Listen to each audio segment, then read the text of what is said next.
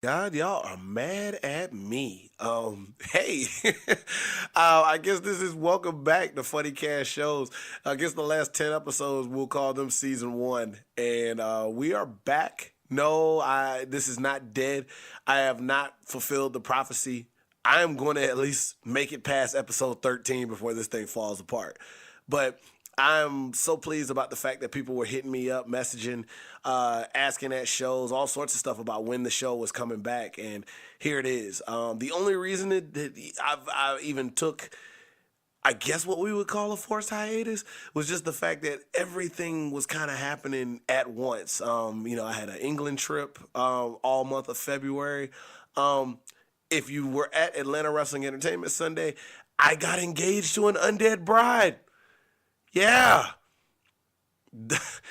I have everything going on right now. So it's just a trip, like just being able to kind of look it all over. And I just wanted to make sure that if I was doing the show, that I'm able to give it the quality and dedicate the time that it deserves. I know I had to do that one on the run on episode 10, and I don't expect that to be a regular occurrence. I want to actually be here at Dunkerton Estates, the studio, to be able to actually record this and give it the sound quality and the touches that I feel it deserves. So this is me publicly apologizing for leaving y'all hanging, but this is also me letting you know that you do not have to hang any longer.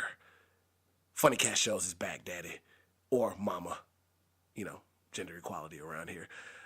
Before we get into the meat and potatoes of it, I do want to make sure I give a little bit of time to one of our main sponsors that has come on board, which will be Indie Customs out of South Carolina. They do great work, and I want to make sure that they get the kind of respect that they deserve on unofficially season 2 of Funny Cast Shows. So we're going to pay some bills right quick, and then we coming back to what y'all came for, what y'all been waiting for, what y'all didn't cancel your subscription.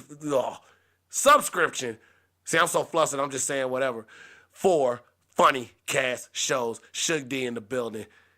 So good to see y'all again. Yes. See y'all in a minute. Professional wrestlers have enough responsibility having to make sure that they're keeping up not only with their health, but also with their image as well, too. So why don't we make things just a little bit easier for you and put you on to game with Indie Customs.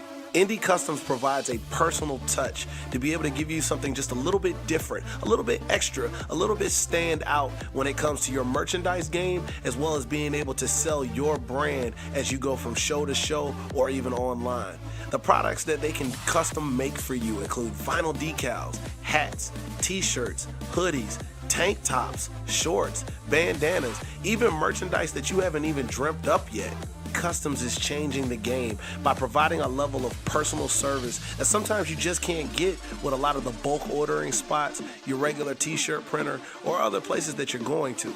They have got the minds, the creativity, and as well as that touch to be able to make sure that what you need is perfect every time and to make sure that you stay serviced and stay serviced properly.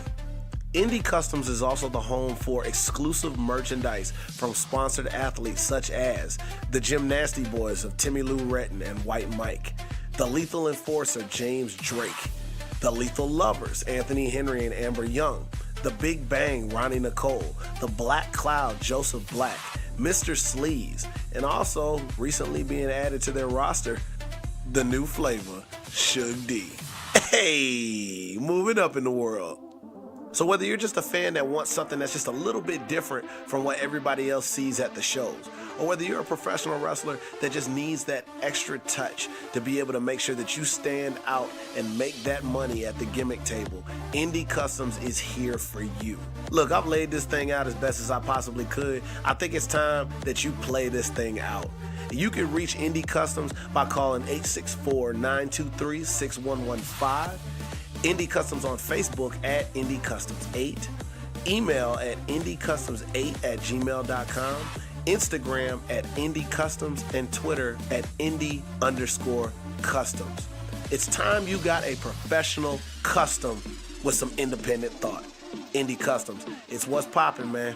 And just to sweeten the deal a little bit, if you reach out to Indie Customs and you mention Sugar D or Funny Cast Shows, they have a special incentive just for you. But you can only get it if you mention Sugar D or Funny Cash shows, and you've got to reach out to them through all the different ways I told you that you can reach out. Listen, why are you wasting time? This is a good decision. You need to make it. Make it for yourself. Don't you deserve to look good? Indie Customs. Hook it up, man. Mention Shuggy. Get you a little something special, because you deserve it.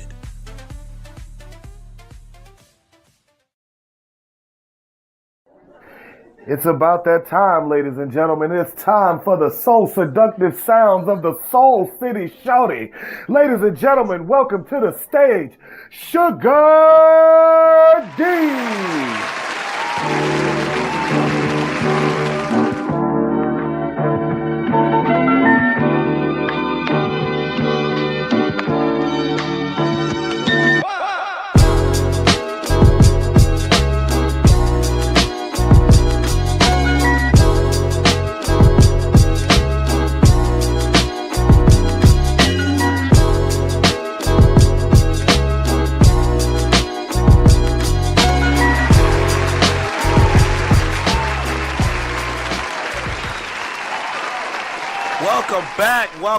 Welcome back. It's been too long, ain't it?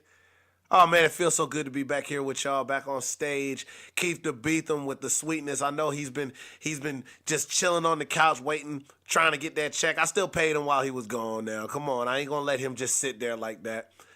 Keith, I swear to God, you need to be doing like some type of R&B album, or at least intros for an R&B album or something, man. That voice is too good to go to waste. But here we are. Episode 11, and we sent from heaven. Funny Cash shows back like I never left for the first time. Yes, that's how I feel right now.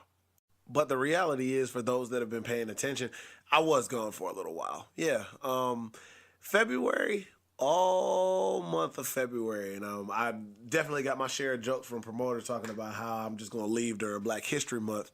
But yeah, all February, I was in England, and I had a chance to be able to wrestle and just experience all out and through England, thanks to companies such as Hope Wrestling, Title Wrestling, Super Clash, Fight Club Pro, just a number of great companies that made sure to really take care of me. Preston Championship Wrestling, they made sure to take good care of me and really just allow me into the culture and accept me, and it went very, very, very well. I went in there with 24 Karat Magic as my music and left with Sugar Sugar by the Archies as my music, and that was a beautiful, special moment there at Evoke with Preston City. It started at Title Wrestling in Leeds, where the crowd started singing that, but it really took a mind of its own, that particular show, and I can't say just enough for how special and beautiful that was. And it made me feel at home, even though I was so far away from it. And I feel like I end up saying that a lot about just the England trip in general. It's one of the reasons why I'm big, and I always advocate whenever you get the opportunity traveling, especially if you're able to travel outside of your own country, because sometimes you just get immersed in things that are just not normal and not usual for you, but that doesn't mean it's a bad thing. There's a lot of beautiful things that get uncovered and seen when you're doing such things, and I just had such a time. I was so affected by it.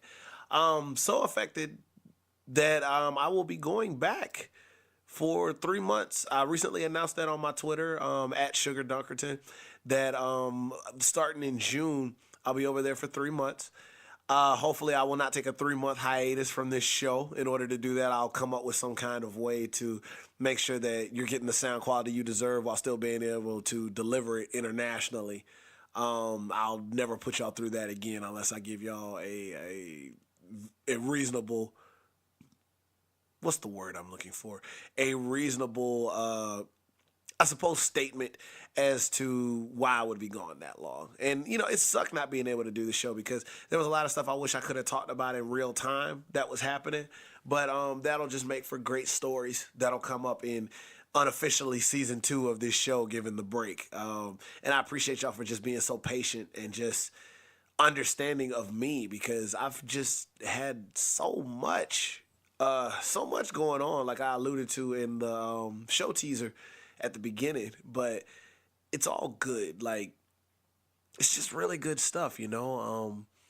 I can just recall in November when this show started, just being a guy that was taking a risk and just putting himself out there in the world. And here we are.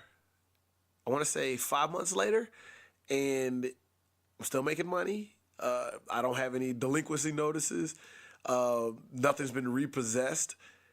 And I'm seeing the world in all sorts of new and different ways, and I'm making all sorts of new friends. And I can't say just enough beautiful things about that.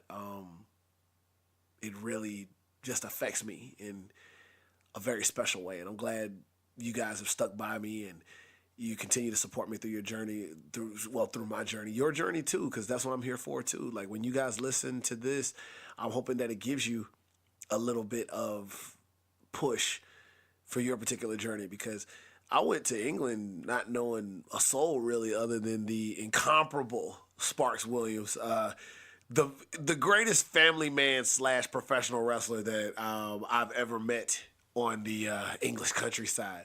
But yeah, he's the only person that I knew, and I didn't even really get to see him until my last day in the country. Otherwise, it was just a bunch of getting to know you, getting to know all about you, and like, that's cool, man. Like, I know some people will get into the notion that I can't go somewhere because I don't know anybody. How is that going to work for me? But that's probably one of the coolest things about stuff like that. Like, yeah, it's a bit of a risk, but it's the getting to know you. It's the getting to completely just immerse yourself and learn of new people that you probably would have never took the chance of trying to meet in the first place had it not been for the circumstances. And I made all sorts of new brothers and sisters out there. And that was so totally necessary. Like, I feel like I got two different worlds going on, and I'm still trying to get everything figured out because, like, you know, I look at my Facebook and it's popping no matter what time of the day, because either it's a bunch of English stuff on there or it's a bunch of United States stuff, and sometimes they bleed together. But I would have never got something cool like that if I hadn't just went and determined myself to just get to know all about people while I was over there. And I don't regret that whatsoever. And without some of those great people, I wouldn't have been able to learn about such beautiful things such as squash, which is like a more natural version of Kool-Aid, which is the tastiest thing in the world. All the Cadbury little confectionaries that they got going on. Just, God, man, like, there's just so many little things, like actual Nando's. There's just so many little things about being over there that was just great. And the best part was a lot of people introduced me to them. I had to find out via other people, man. Like, even the music. You know, they still play music videos over there? Oh my God, that was like the best thing to wake up to and whatnot. Shouts out to my man Sparks, by the way, for introducing me to that song Friendly by Jay Huss. Like, if you haven't heard it, please listen to it. That thing bangs. It bangs. I like my Fanta with no ice. Love that joint. Love it. While I'm thinking about it, I want to give special shout outs to one, my boy Mark Adams. One, he's the most depraved man I've probably ever met in life, but he is also one of the coolest dudes I've ever met. He made being in a car with him the easiest thing in the world, especially the stuff that we talked about. And when I initially made it to England, I was about to have a meltdown in terms of how this public transportation was working, in terms of these buses and these trains, and him being so patient, so kind, helping me get this thing worked out. And he's just a gem of a human being as well as an awesome commentator. I appreciate you. And also shout out to my boy Alexander Hyde, the Big Limey, Big Irish himself. I had a chance of being able to stay with him for a long period while I was over there in Wolverhampton, Wolves as they call it out there. And we got a chance to be dojo bros over at the Fight Club dojo, and God, he's just going to be something special when he really, really, really gets this thing going in terms of what his next moves are in professional wrestling. But, man, he made a brother with me being out there and whatnot. So I can't wait to see both of those guys again, as well as just so many awesome people that I met over there. I can't wait to have squash again. I can't wait for them good Cadbury-related confectionaries. that made me work double time in the gym because, as you notice, your boy came back a little slim. I dropped 10 pounds while I was out there. I was kind of doing right. Well, a little bit of wrong, like food wise, like Nando's. I could just never say no, but I always make sure to put the work back in. So that's what you do when you're out here on this professional wrestling showmanship life, man. Yeah. Also, special shout out to the biggest hustler I have ever met in the professional wrestling business, Stephen Flutter, who is the mastermind behind Preston Championship Wrestling. There's not a hustle that he does not have his hands in, and I think the world of that dude. Like, I thought I knew a little something, and then he showed me that I haven't even scratched the surface yet. So I look forward to working with him a little bit more. Companies out there in the UK, Sugardunkertonbro at gmail.com, or contact Stephen Flutter. And we're looking to fill dates all through June, July, and August so we can get this thing popping. Promoters here in the States. I'm here until June, where I will be having my red wedding with Sue Young. For those who weren't there at Atlanta Wrestling Entertainment Sunday for the Old Lord show, oh my goodness, it was everything. And for those of you who know Sugar D, I always like to give memorable showings. So I highly think it's going to be a memorable thing that the crowd that was there of about 150 to 200, just wrestling fans who love their share of drama and action, I don't think it's going to leave their memory anytime soon of this Uptown Funk kind of guy proposing in the middle of a match to a demon undead bride who then turns on her gangster tag team partner due to the promise of matrimony, which leads to blood being spit in his face, which leads to a knee strike to the face and the announcement of a red wedding on June the 8th at the Southern Fried Gaming Expo in Atlanta, Georgia for Atlanta Wrestling Entertainment.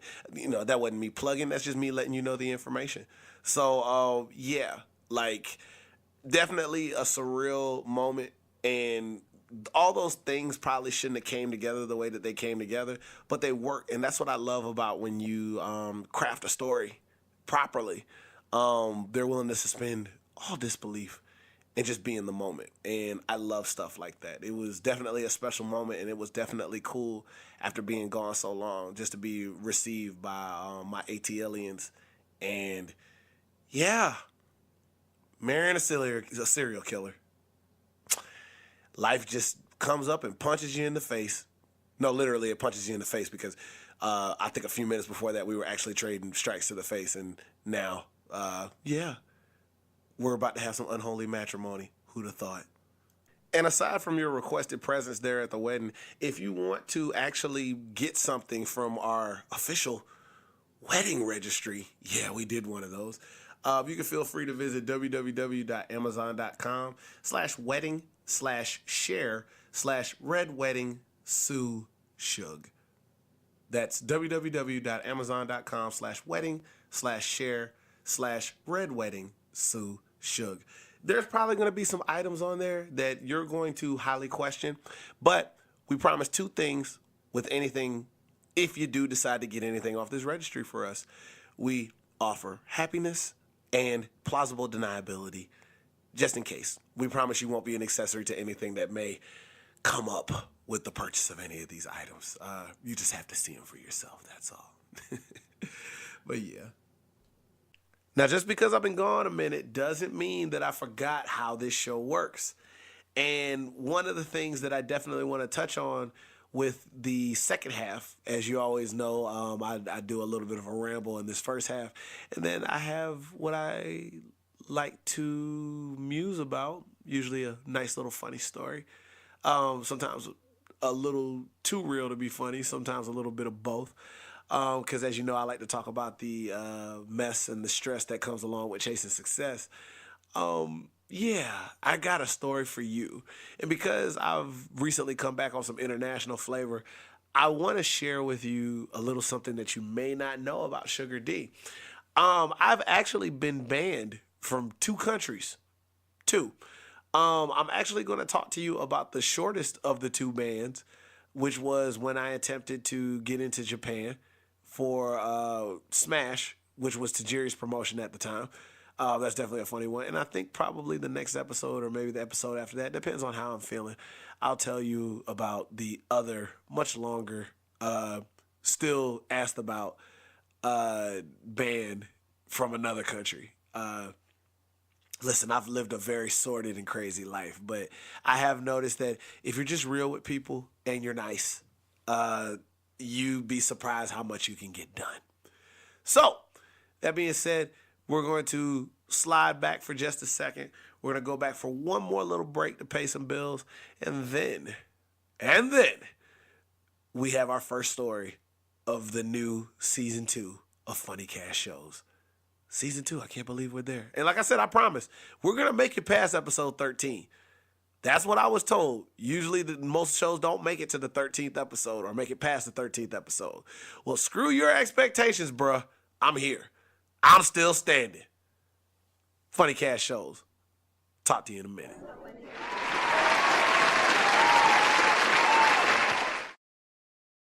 What's going on, everybody? I hope you're enjoying this edition of Funny Cash Shows. This is Shug D, here to let you know that I'm looking for new sponsors, new advertisement, and it could very easily happen for you right here on Funny Cash Shows. Immediately, some people would ask themselves, why Funny Cash Shows? Simple. Even though this is hosted by a professional wrestler and a damn good-looking showman, this is more than just some run-of-the-mill wrestling podcast. This is a motivational podcast. This is a podcast about chasing your dream despite the mess and stress that comes with chasing success. This is a fun show. This is a show to make you feel good and to open your mind up just a little bit. And wouldn't you want your product associated with that? Plus, man, stuff just sounds really good coming from this voice. This ain't me bragging on myself or anything like that, but I feel like my voice has got that kind of authority that you would want pushing your product. I mean, I got the kind of confidence that I could sell sunlight to a vampire. That's what you need, pushing what you got to offer. One of the themes of this show is chasing success, so why don't you let me help you make your run just a little easier? And contact me. Sugardunkertonbro at gmail.com. Subject advertising. Please, let's collaborate. Let's make it so that we're both in a winning situation. And besides, I've got all sorts of great packages of being able to help you out to make sure that your product gets the ears and attention that it deserves. And Funny Cash Shows is frequented on Spotify, Podbean, YouTube, iTunes, Stitcher. We've got all the avenues for you to be able to get what you need out there to the world. You just need the right flavor to bring this thing out so that everybody is able to savor what you are passionate about. Reach out. Sugardunkertonbro at gmail.com. Subject, advertising. The show may be entitled Funny Cash Shows, but I'm deadly serious about what we can make happen for you and your dream. Back in the building, baby. Yes. Sit on down. Funny Cash Shows, episode number 11. Here we are, the two of us, and nothing's gonna come between us. Okay, I'm done. I just have aspirations of an R&B career that'll never come because I can't sing. Yeah, you know. You're not supposed to say you can't, but like I cannot sing. I carry tune. I can wail, but I cannot sing. But that never stopped Keith Sweat from having a career. So now that we're back, we know the deal. This is usually the section where we get to talking a little bit about funny stories. And that's one of the reasons I made like a big push for the Funny Cash Shows name. A lot of the time when you're trying to get stuff done or you're trying to make stuff happen for yourself, you sometimes find yourself in situations that in hindsight, even though they're a little weird and whatnot, are very funny. And a lot of times we can't find the hilarity in them while we're going through them. Because I definitely had no laughs while I was going through this situation. But like looking back on it, it's absolutely hilarious now. And part of it was just being naive and just not knowing what to do. But as you know, or maybe you don't know, England was the third international trip that I've ever made in terms of for professional wrestling. My first one was with Ireland. My second one was with Japan, which is the one I'm going to talk about. And then my third one was England. Some would say I should count Canada, but like Canada's like America Junior, kinda, and it's like, it's not that big of a deal. Even though that's gonna play a part in the story that I'll probably tell, because there's like a part 2 to this anyway. So like I don't technically count it, even though I probably should, but it is what it is. But we're not talking about that right now, even though Canadians are among the nicest people in the world and also gave us Drake. So appreciate y'all. We are actually talking about the land of the rising sun, Japan, as they say down here in the South. Them Japan and the Japanese and their video games and whatnot. Yeah, like that stuff. Okay, I can't stress this enough for anybody that is of a entertainer getting ready to go to Japan, or just anybody, whether it be Japan or any country that you're going to. If you're going to do any sort of business in a country, please make sure you have your paperwork in order. It is bigger than a passport. It is way bigger than a passport. And if you don't have that part figured out, it's really going to cause you some problems. I promise you. Your boy was out here feeling all good. Got the email back that he was going over to do Smash for the great Tajiri. For those of you who know of him via wrestling, ECW, former ECW TV champion and, tag team champion with Mikey Ripwreck. In WWE, probably one of the more successful Japanese performers. Definitely before Shinsuke Nakamura got there. Cruiserweight champion, United States champion, tag team champion. He had a very, very, very long and entertaining career in WWE, which was really good to see. And he parlayed some of those methods that he learned in WWE and some of that star power into creating his own company, which was known as Smash, before it would later give way to Wrestling New Classic. Smash was taking in random Americans from time to time. And I was one of the lucky ones to come in to be able to do 2 shows, but I stayed for about 5 or 6 days with them. Very, very awesome experience. Met one of the nastiest men that I've ever met in life, Michael Kovac. And I also met one of the genuinely nicest people that I've ever met in wrestling, in Rob Raw. I wish them both the best if they're listening to this. I think the world of them. Kovac, I hope the cheap and nasty life is being good to you, man. Like, seriously, both of those guys, huge trips. I think you may not understand just how the level of depravity Kovac is. Let me just put it this way. If I had a daughter, nah. Definitely not around Kovac. Like, Kovac's the type of dude that, like, when he walk up in the room, if you got a tank, if you got an aquarium, the fish stop swimming. Because you just don't know with him.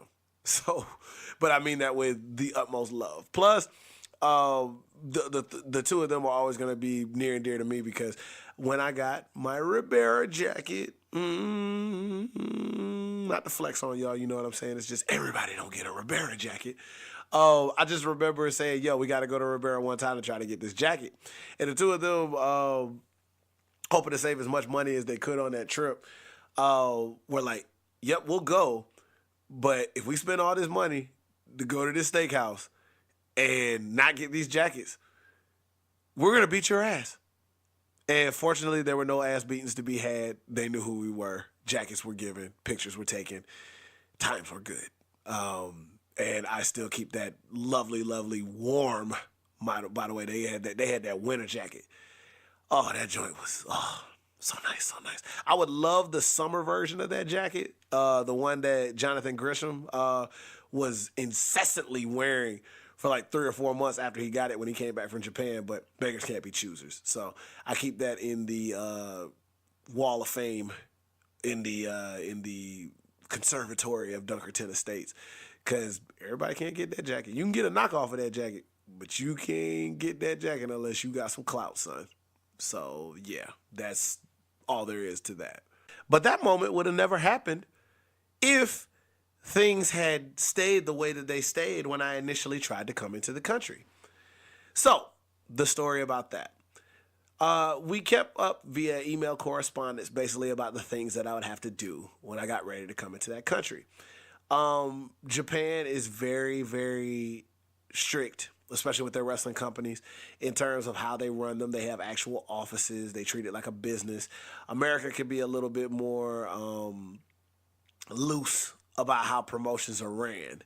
But Japan, they take the utmost care in terms of making sure usually they're run as legally as possible, full offices, making sure people get work visas, things of that nature.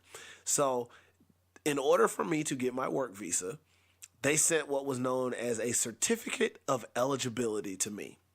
Now, me being who I was at the time in 2011, as I talk about this story in 2018, I wasn't exactly a details guy. I didn't put two and two together.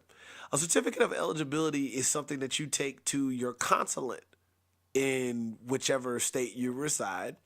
And what they do is they okay it so that when you go over there, it's just as simple as them stamping you for a work visa and you have the time of your life and make you some money in whatever country you're deciding to go to. Me, not being a details guy, decided that, hey, I'm just going to show them the certificate of eligibility when I get there. And didn't look into the whole consulate thing, all that other stuff. What's the worst that could happen? Apparently, that's not just the title of a Martin Lawrence movie, and apparently a lot, especially when you're me. And you would think, even at that age, I would stop saying what's the worst that could happen, because usually, if not the worst, the runner-up to worst usually happens. But no time to worry about any of that. Packed the bags, made sure everything was all good, said my goodbyes to who I needed to say goodbye to, and then just let them know I'll be back in a week. Leaving on a jet plane, don't know when I'll be back again, which was a lie. I knew when I was coming back. So, hopped on the plane. Long flight over to Japan, but great movies, great movies. I'm one of those guys on an airplane. I don't really care how long the flight is as long as the movies are good, and I am somehow able to carve a pathway to the rare instances that I have to use the bathroom. Now, when I got to use the bathroom, I got to use the bathroom, but most of the time, I could just make a nice little fort right there in my seat and call it a day. But Japan is definitely its own beast when it comes to the flights. Pretty long for the most part. I know I remember flying out of California when I got ready to do it. But, for the most part, like nobody tried to bother me. I did the whole, not to be stereotypical here, but I had the black guy mean face on while I had my headphones on. So nobody really talked to me or anything, which is cool. I just kind of wanted to be in my own zone while this was going on. And I was still soaking in the fact that, like, this was even happening. Like, I'm going to Japan, and not paying for it. Somebody else is paying for it. Which reminds me, as an aside, hey, professional wrestlers paying for your own flight and then saying you're going on tour. Yeah. Don't do that. Like, it puts a severe devalue on what you got going on. Now, it's different if you're just kind of going over and you're testing the waters. But, like, you got people out there on social media bragging about doing tours that they paid for. No, you went on vacation and just happened to wrestle a little bit. I'm very much an advocate of, sometimes you got to take risks. But if you can, whenever you can, for the sake of not undercutting talent that like probably could get that stuff paid for, or knowing your own worth and probably being able to get that paid for yourself if you hadn't put yourself out there like that, hey, get somebody else to pay for it. You as a buddy of mine, I'll never tell him to his face, but as a buddy of mine, AJ Gray would say, I'm not trying to sell drugs just to be able to afford a trip to do something that I feel that I'm good enough for without having to pay to do it. Radio. I digress. Fast forward. I have made it to Narita Airport. I get off. I'm going through customs. I got my bag. I'm excited. This is really about to happen. I get on Wi-Fi. I message Mr. Hatada, who was the aide for Tajiri, to make sure that I got where I was going, and he also spoke English, so it made things a little bit easier. Let him know, hey, I just landed. I just got to get through customs, and then you'll be picking me up very shortly, man. I'm excited to meet you. Boy, I was hyped. I knew this was going to be a breeze. I had my certificate of eligibility just waiting. I had that thing like it was like a report card with all A's on it, and I'm about to show it to my parents because I'm about to ask them for that Nintendo Switch. You know what I'm saying? So, going through that long customs line, it's finally my turn. I roll up to the customs agent. We're talking, yada, yada, yada. So what's got you in the country? Oh, just coming in, doing a little wrestling, yada, yada, and everything like that. Be here for a short little amount of time. Oh, yeah. Oh, where are you coming from? Yeah. You know, I'm originally from Georgia. Yeah, came through California. Small talk, small talk, small talk, small talk. Now, if I were being smart about it and paying attention to details, which, as I told you, I don't pay attention to at that time of my life in 2011, I would have noticed he was about to stamp the hell out of my passport and let me pass. But no, me being, I'm a professional wrestler, I had to make sure that I let him know how official I was. So before he could stamp it, I was like, hey, I just wanted to make sure that I showed you this because I'm also over here. He takes my certificate of eligibility, looks at it, and he looks at it like I just handed him the recipe for AIDS, told him to make it himself, and then eat it. Eat it immediately after he makes it. This man gave me the oddest freaking look I have ever seen in my life. And, you know, that's what I get for trying to do right. Because he was just going to let me pass. But I guess that's a bit of my own hubris, too, because I was just so excited that, like, man, I'm over here as an official professional wrestler, that he was the one to put me on game about the fact that this should have happened at a consulate. Why are you bringing me this? So I'm in plead mode at the moment. Confused. I'm like, sir, you know, I don't mean to cause any kind of confusion. You can see it's official and everything.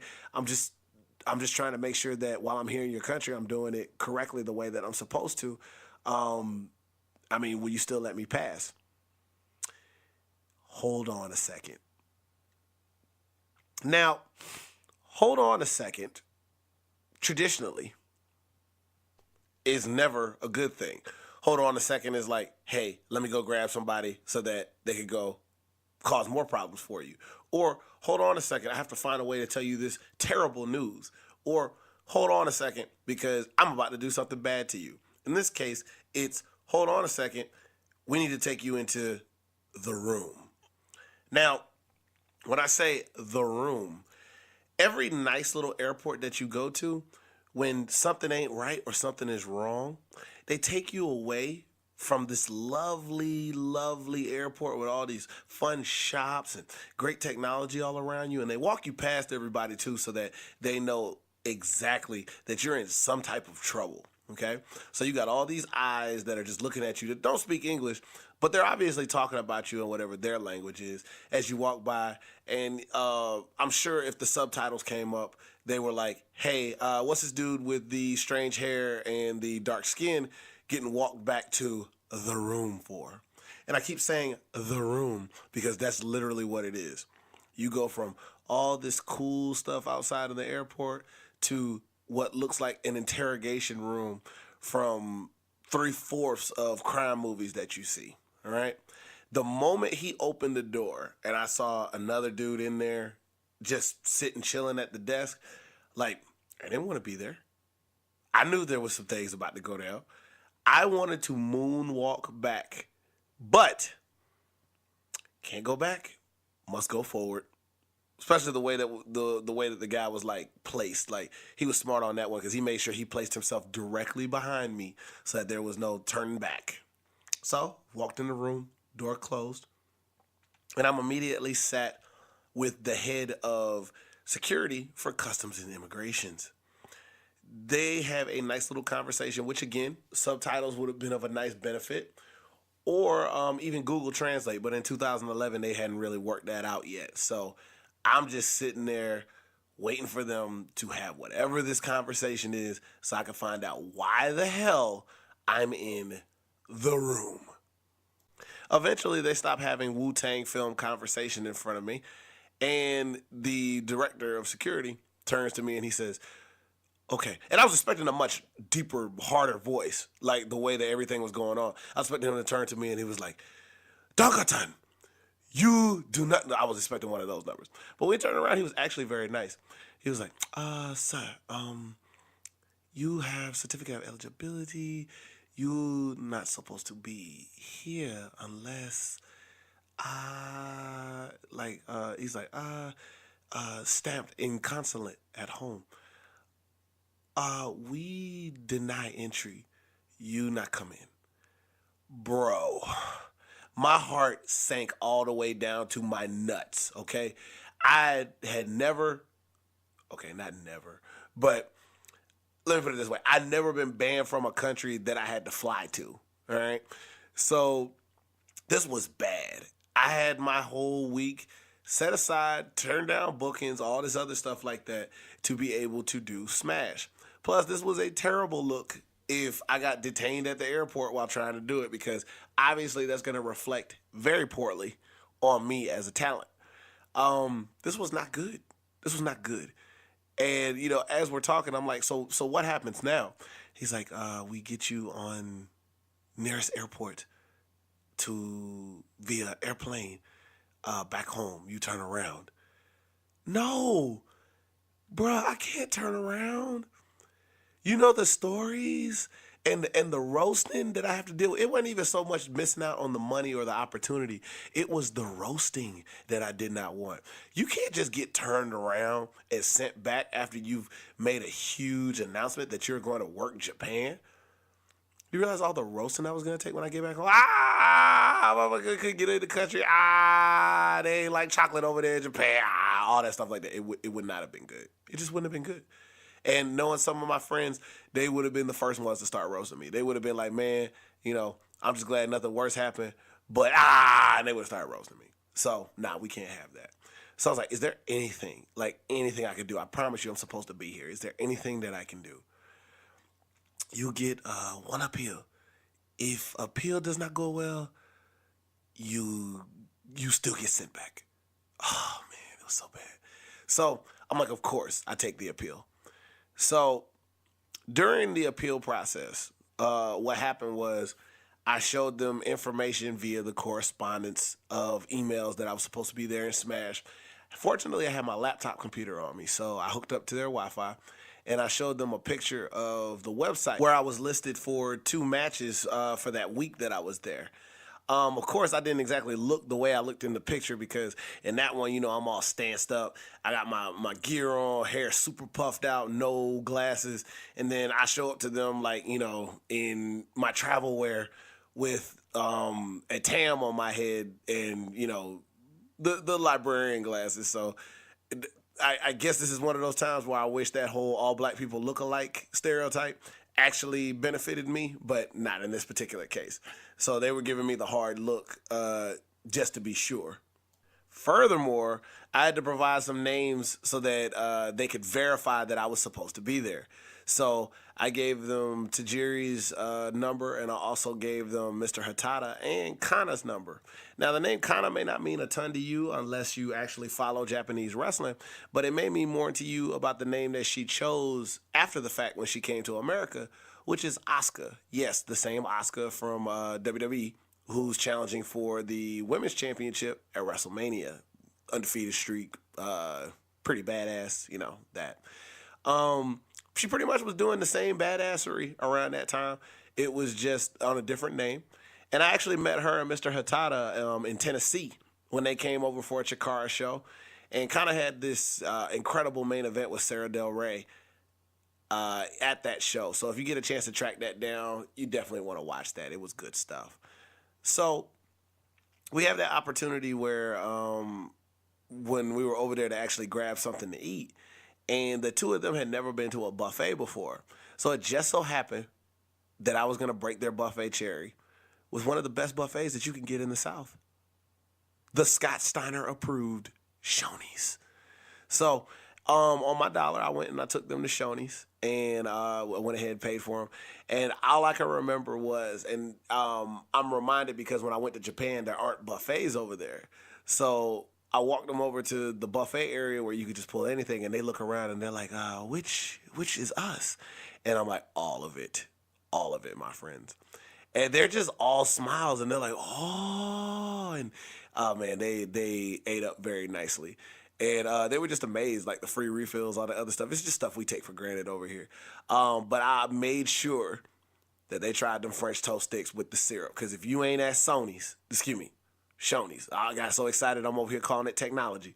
But if you don't go to Shoney's and you ain't had them French toast sticks with the syrup, because when you're down there, it's syrup, not syrup, it's syrup. Oh my goodness, like you just missing out. So I'm glad that they enjoyed themselves, and I'm glad they remembered that because the both of them looked out for me really well when I came over for that trip, and I appreciate that so much. Both of them are just great people. After they collected all this information, they looked at it all up and down, and they were like, okay, we do our research. He said, please, we must take you somewhere. I didn't think it could get much worse than the interrogation room that we were in. I was wrong. Whatever this room was apparently on a different astral plane than the room that we were already in and the airport. Like, this couldn't have been a part of the airport. Like, this was on some internment camp type stuff that we were getting ready to go into. This room completely threw me off because they had me take all my stuff and walk me into what looked like a room that was straight out of Saw.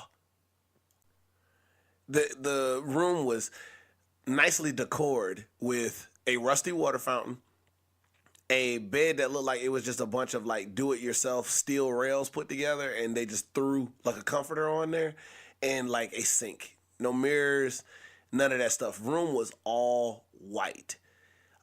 This was what limbo had to be. God, like I still get like antsy whenever I think about that room because like it was a level below. No, it was probably a level above jail, but still I imagine this is what jail is like. The room has no Wi-Fi. The bed is far from comfortable, so like even if you try to get comfortable, it's not gonna last long and you gotta get right back up anyway. This was death. This is what I imagine death is like. Not burning in a hell of fire, but just sitting in a place of no comfort, complete boredom, and lacking of any color with a sterile light in there. It wasn't even like a clean fluorescent lighting in there. It was like that dirty, ooh, the serial killer's coming back so that he could gut you kind of lighting. And I must have been there for at least an hour or two. My laptop also, you know, like I couldn't, as I mentioned, I couldn't get any Wi-Fi, so I couldn't reach out to anybody or anything to that effect. So it was a waste almost using it at the time. It sucked, man. Especially the not knowing. You know, I gave all the information that I possibly could. I just was really scared because I did not want to go home. I could not go home. All jokes aside, it's like, what am I going to do getting turned around and back home, especially losing money and opportunity when it's all said and done. And it just felt like forever. And that's usually what it is in the baddest of times. Like, bad times feel like they go on forever, and there's never any kind of reach out in sight. I just remember, you know, I would alternate from sitting on the bed since it was uncomfortable to lay down on it to sitting against the wall to just, you know, contemplating whether I was going to get a drink out of the water fountain, but then remembering probably don't want to get lead poisoning, so I'm just going to chill and go back to doing the first two things that I was doing. Really wish I bought a book. That probably would have helped. But it just felt like forever in there. And it's one of the top 5 worst experiences that I've ever had in my life, especially for someone like me, because all the imagination and possibility and hope had been drained out of the room. And I just couldn't accept the fact that maybe I was never going to see this country for real. Like, the closest I got to this country was the airport and this infirmary of a room that I've been placed in. About an hour or two later, the door swung open and they asked for me and I followed them. And I went back into the initial interrogation room, and after a little bit of tense silence, he looked me over, and he looked over everything that he had wrote down. I guess he had made his calls. We allow you in, and we give you pass. Everything is good. He said, we give you visa, passport. He said, please, next time, consulate, certificate of eligibility. I'm like, sir, thank you. Thank you, man. Bro, I will make sure I go to the nearest consulate and drop off all the candies and gummy bears and stuff that will just make them happy the next time this goes down. Man, thank God. They took care of all my paperwork. I got my entertainment visa stamped, went outside, and a few minutes later, Mr. Hatata was there to get to me. And he just had this big smile on his face. Such a nice dude. Big smile on his face like, tough day, huh? And by that time, I was just happy that I could laugh about it, even though it definitely was going to be one of those situations that wasn't a laughing matter the way that it was looking. So I'm like, yeah, man, I'm just glad to be out. Like, this is good. I felt like this is what getting out of jail was like, you know? And he was like, he said, they call everybody and check on everything. He said, especially Tajiri. Tajiri's sleep was asleep. So he's like, no problem, but make sure you make very, very good impression. And I'm like, yeah, like, I completely understand it. And, yeah, you know, when we got out there, I made sure that I was given 100%. And I was definitely being as cordial as humanly possible, because if it weren't for them, I would have been in a very, very, very rough situation. Unfortunately, I didn't end up getting invited back to another tour. As far as it goes, they felt like I needed a little bit more seasoning, which was true. As you'll know from like even the episode Real Recognize Real, yeah, I completely understand it when it's all said and done, because I got a lot of opportunities that came to me early that I didn't have the seasoning for. I wasn't on my grown man about, you know. But now, at my lovely age now, recently having a birthday in February and whatnot, I'm on some grown man stuff. So even when I mess up, I feel like I own it a little better, and I'm doing what I can to try to fix that kind of stuff. And furthermore, I'm grown man enough to make sure I check with all the proper people when I'm giving a work visa, so that it literally takes 30 seconds when I go over to a country like England. Man, I felt so official just showing them that work visa and then just sliding into the country. So, if you guys want to chase a dream and it happens to be international, please, aside from being passionate and making sure that you put in the work, make sure you put in the paperwork, because that could end up very, very, very, very badly for you. Very, very, very, very, very, very, very bad for you. Other than that, it just feels good to be back again for unofficial season 2 of Funny Cast Shows. I'm hoping this one was, of course, enlightening, but as well as giving you a few laughs, and it just feels good to be back in the saddle again. So I missed you guys. Welcome back. Holla back. Funny Cast Shows. This is Sugar D, back again to let you know that I appreciate you continuing to let us slide in your MP3s weekly, and we're just glad to be back here at Funny Cast Shows. As always, you listening, you supporting goes a long way, and if you wish to support further with this show, please feel free to visit www.prowrestlingtees.com/Sugardunkerton. I got all sorts of wonderful, wonderful threads that you can throw down a little money on, and then you'll be looking good wherever you choose to throw down. On the landing page at funnycastshows.podbean.com, we are offering rewards for being a patron of the show. So if you're wanting that extra personal touch while still supporting one of your favorite podcasts, feel free to leave a donation. We don't care how small or how big, you will find something there that'll allow you to have that own special sense of accomplishment for supporting Funny Cast Shows. Make sure you're keeping up with my movements in between shows by going to Twitter at Sugardunkerton, Instagram at Sugardunkerton FASHO, Sugardunkerton for show. On Facebook by typing in Sugardunkerton and feeling free to like and visit the fan page. And also, you can feel free to email me about bookings, just things that are on your mind, all sorts of fun stuff at Sugardunkertonbro@gmail.com. Again, there is no me without you guys, and there is no party without me, so I guess we need each other. Love you guys. Thanks for another edition. We'll see you guys soon. Matter of fact, let's say next week. Holla.